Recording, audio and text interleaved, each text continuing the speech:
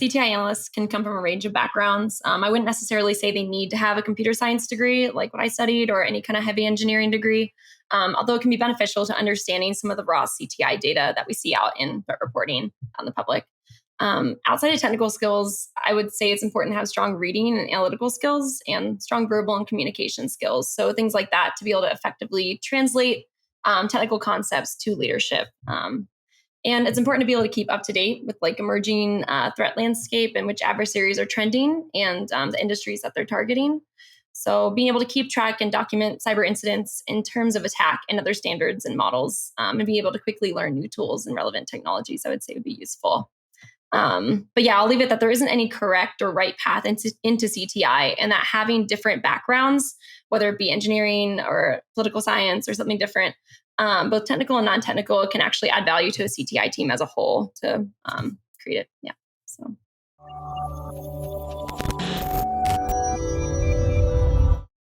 Hello, and welcome to the Cybrary Podcast. My name is Jen Barnabee, and I'm one of the course managers here at Cybrary. And today, I'm so excited to welcome two cybersecurity engineers from the MITRE Corporation, Amy Robertson and Jackie Lasky. They were both part of the team that put together the MITRE Attack Defenders Cyber Threat Intelligence certification course that we have for free on Cybrary platform. And I'm so excited to welcome you guys. We also refer to you as the MAD professors since it's the MITRE Attack Defender course. And welcome to the podcast. I'm going to start out by asking you guys each to tell us a little bit about your role and how you got started with CTI and in cybersecurity in general. So I'm going to turn it over to you, Jackie, first, and then over to Amy. Yep, sounds good. So hi, I'm Jackie Lasky. I'm a senior cybersecurity engineer with MITRE. I've been with them for about 4 years now. I've always kind of been involved with technology since high school. I've had some pretty amazing female mentors and counselors that encouraged me to pursue cybersecurity pretty early on. So I got involved in competitions in high school and college, doing Cyber Patriot, hackathons, other things like that. And I ended up choosing computer science specifically to study in college because I knew it would give me a lot of flexibility with the career choices that I wanted to have when I graduated. I knew I could do software development, I could do cybersecurity, or I could do a bunch of other things. But I knew it would allow me to pivot into different areas. I participated in a bunch of different things in college, and I was able to do a bunch of internships. So working with the Department of Defense, contractors, and doing some things with CTI and other areas of cybersecurity, trying to figure out, my niche and what I enjoy. And then when I came to MITRE full time, I started working with the ATT&CK CTI team, helping with their groups and software updates to their site, and then helping with technique development and a bunch of other things. So that's kind of how I got started with CTI. But yeah, that's my background. Well, that's great. A lot of different things. So that's really cool. Okay, what about you, Amy? Hi, my name is Amy, and I'm currently a cyber operations lead at MITRE.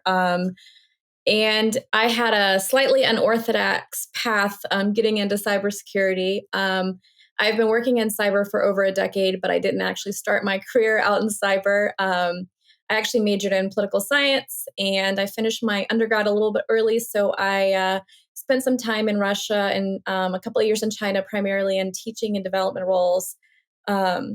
And then I moved to congressional affairs and state level lobbying with a focus on information security and technology. And around the time that I started my master's degree at Johns Hopkins in global security, I began to support Department of Homeland Security in international cybersecurity.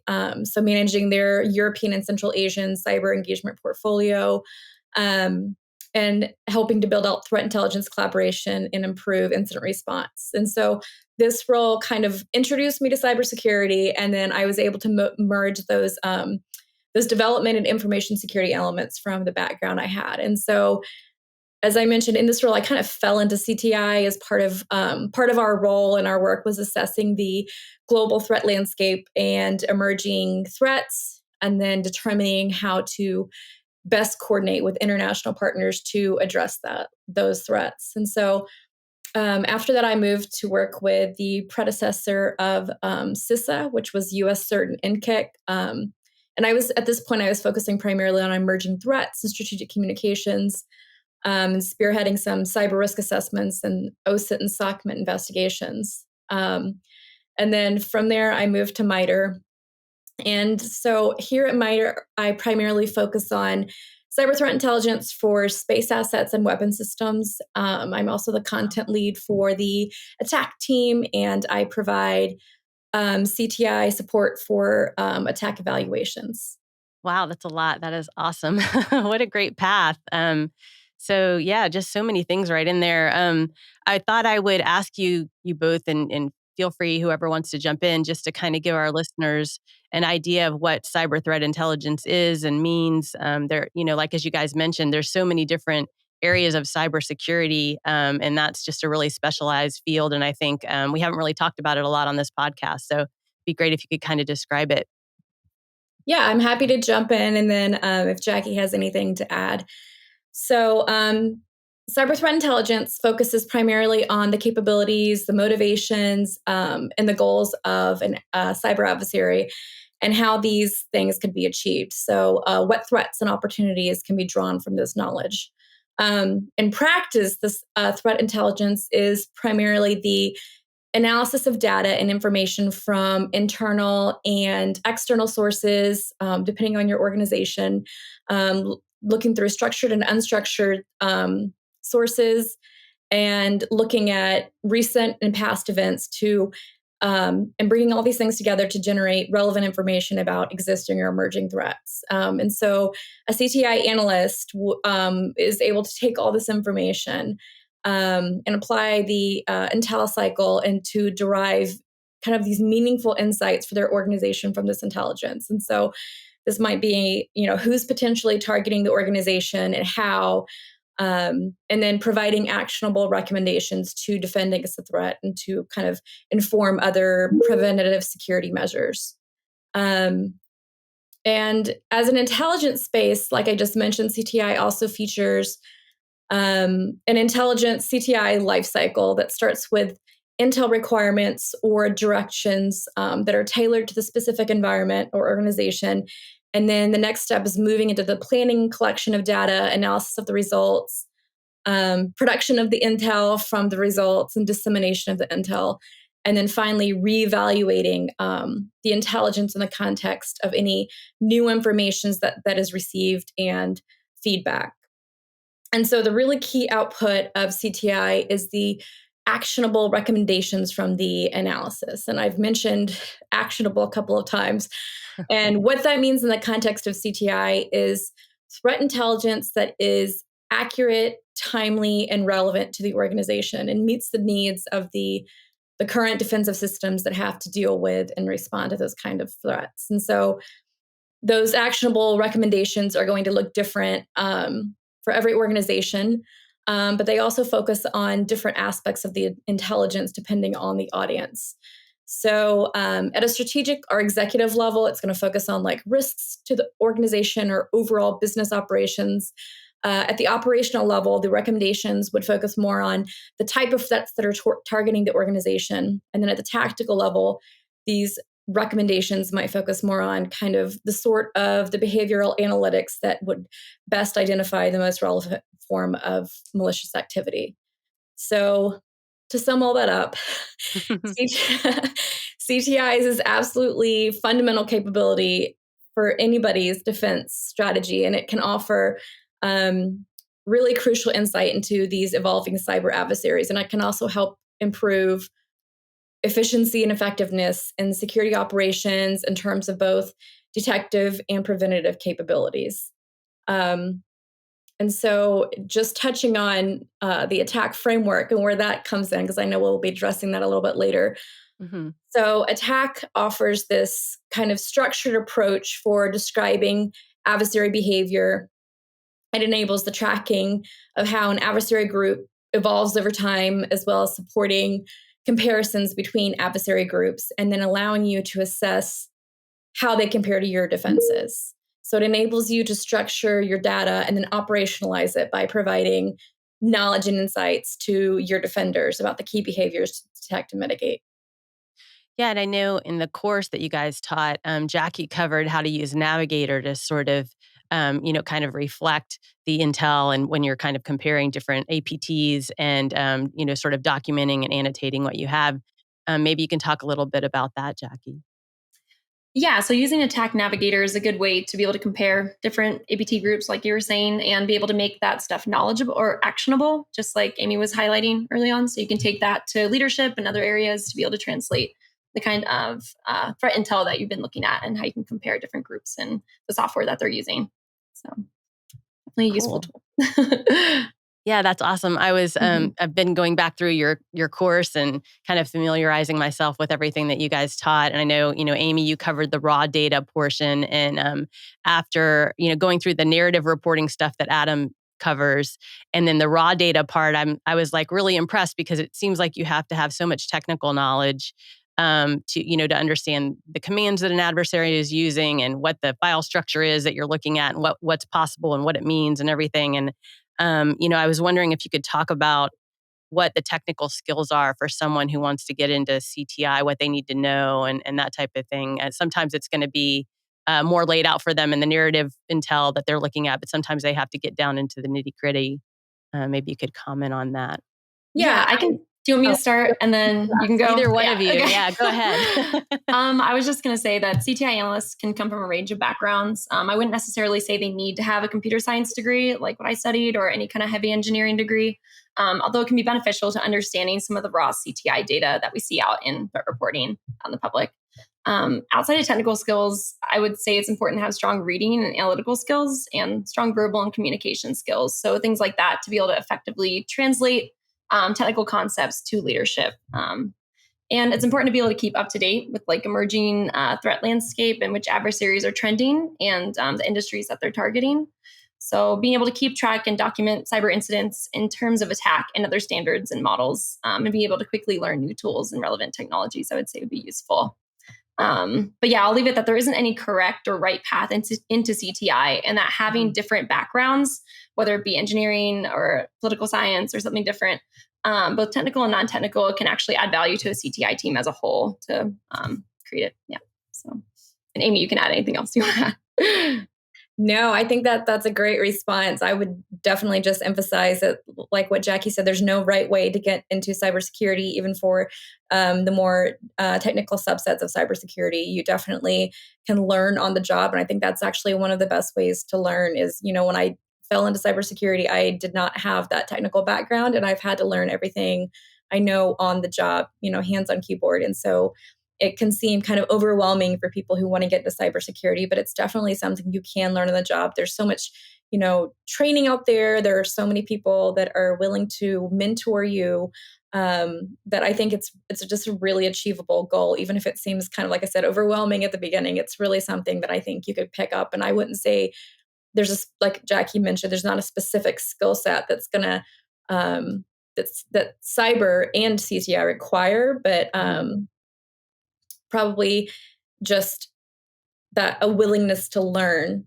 constantly, like she mentioned, because you have to stay on top of everything. Everything's so dynamic, and the body is now just growing so quickly and changing so much. For sure. You just have to like constantly stay on top of it and stay on top of training. So I would say it's actually hard to be in cyber for a while and not.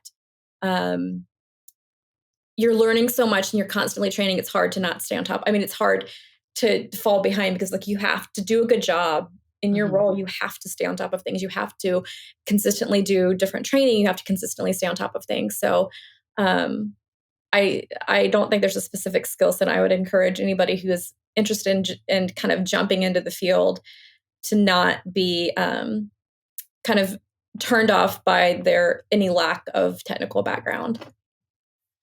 Yeah, that's great. I know we were also planning to talk a little bit about what it's like to be a woman in the field, and there aren't that many. But it's kind of growing, and you guys are obviously representing that. And I wonder, what you think about. I think sometimes as a woman myself, obviously, sometimes we put barriers up in front of ourselves, and sometimes the barriers are there, outside of that. And I wonder, how you think of that, because when you're talking about not having to have the technical background, but you can, if you're willing to learn, you can get in there. And, if you don't put those barriers up in front of yourself, that can be a good way to look at it. I wonder if that been your experience, or what has been your experience in that way?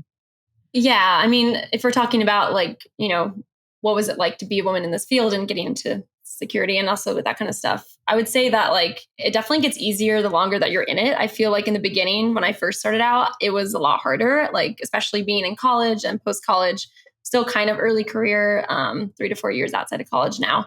But I don't know. I feel all the things, or I felt all the things that women feel in terms of like lack of confidence, imposter syndrome, not feeling like smart or good enough to bring up ideas or thoughts around male colleagues or in meetings. Because oftentimes, yeah, you are the only girl on that team.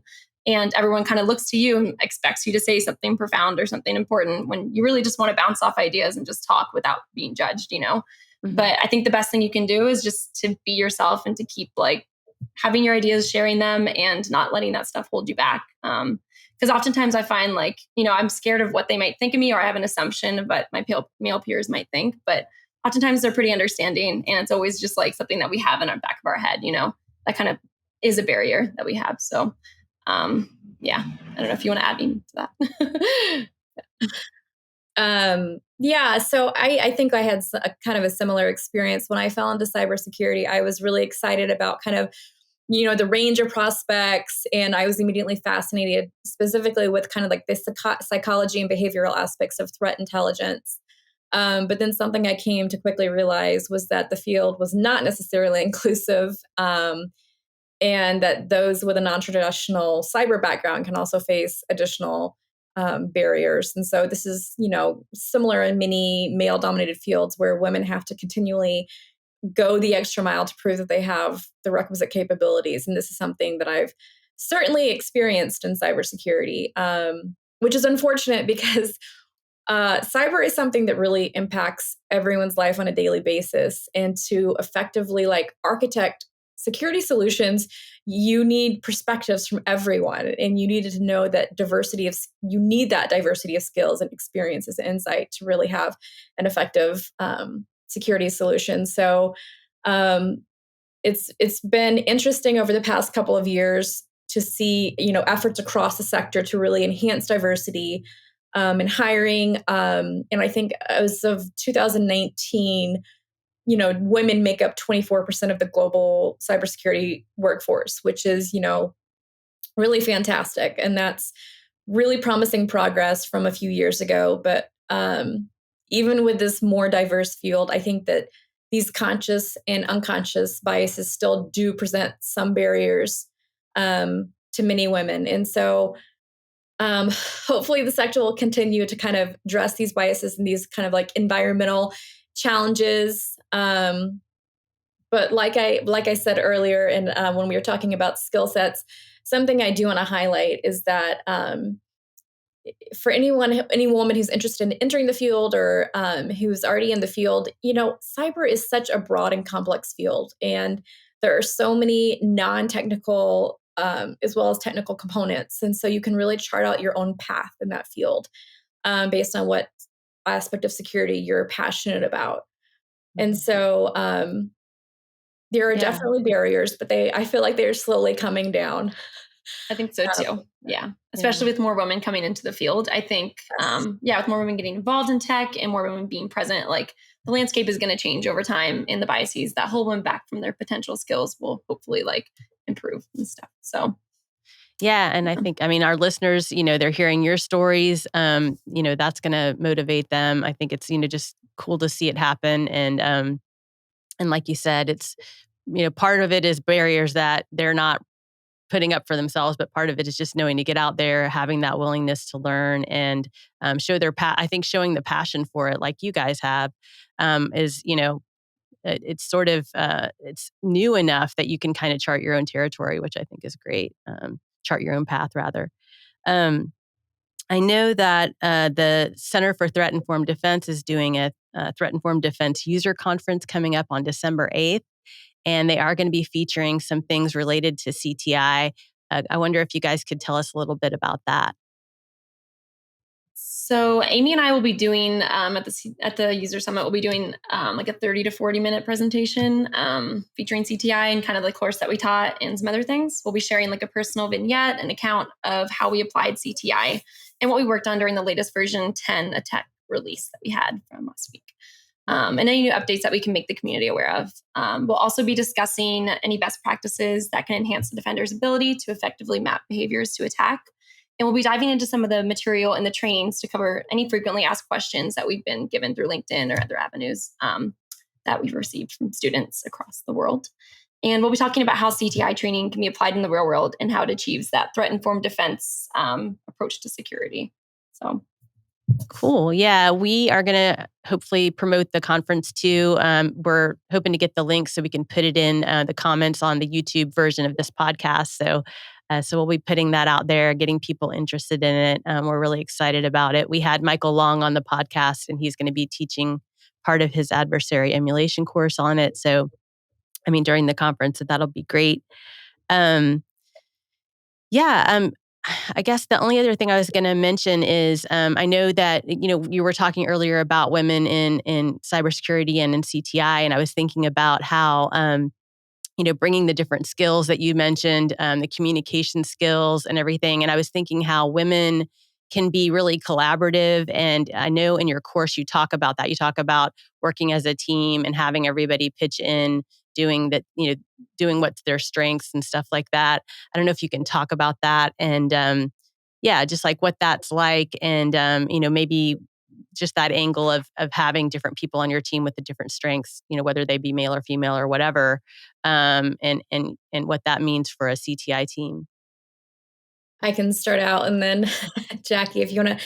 So, in my experience, I've worked with CTI teams that are primarily they come from a very technical background, and I've been the only non-technical person on that type of team. And then I've also worked on teams that have like more diverse experiences and kind of makeup of teams. And so I think both have their strengths. When you have a very technically focused team, you definitely have you can produce some much more actionable recommendations based on kind of like the raw or unstructured data for a lot of those people who have different types of the technical background. With the teams that have more of a diverse and not background, not everyone is technical.